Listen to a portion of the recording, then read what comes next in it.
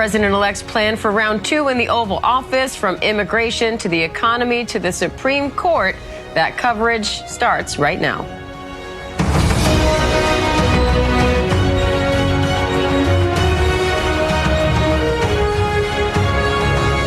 President-elect Trump could end up winning in all of this year's battleground states. He is already the projected winner in Pennsylvania, North Carolina, and Georgia, even flipping Wisconsin, what was considered part of that blue wall for Democrats. ABC's Alex Brachet joins me now for more. Alex, 3 of those outstanding battleground states still too close to call, but Trump is ahead in all 3. In all 3, which would make basically the battleground map a red wave of sorts. And let's take that state of Michigan, where I believe we have about 98% of the vote. It's the closest of the 3, but again, 98% of the vote is already in. And what's surprising about this, Michigan's part of that blue wall, right?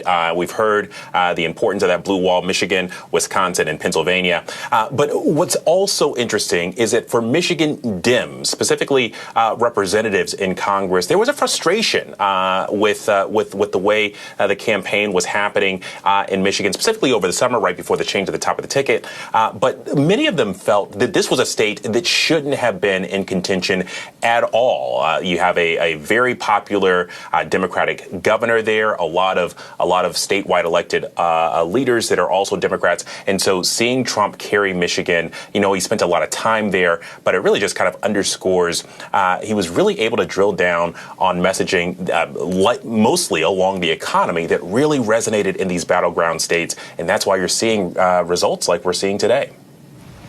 Now, former presidential candidate Nikki Haley, once one of Trump's biggest rivals, is now congratulating him and calling on Vice President Harris to concede. How significant is that message from Haley, and the fact that we haven't heard from the vice president yet?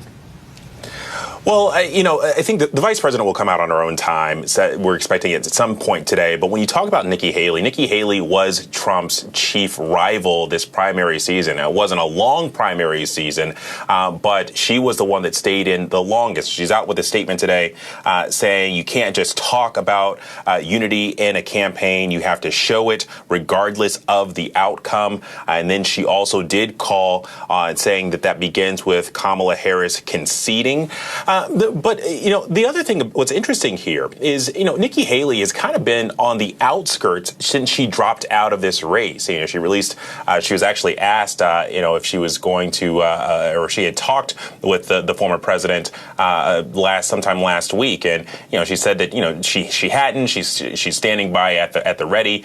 Listen, Donald Trump was really frustrated that Haley didn't come out immediately and drop out of this race, and then also encourage many of her followers to join his cause, and that was a demographic that the Trump campaign really coveted, and so really, I mean, she's coming out now, but as to what kind of impact and what it ultimately means now that it appears that she's kind of frozen out of the Trump circle, we don't quite know what that is just yet.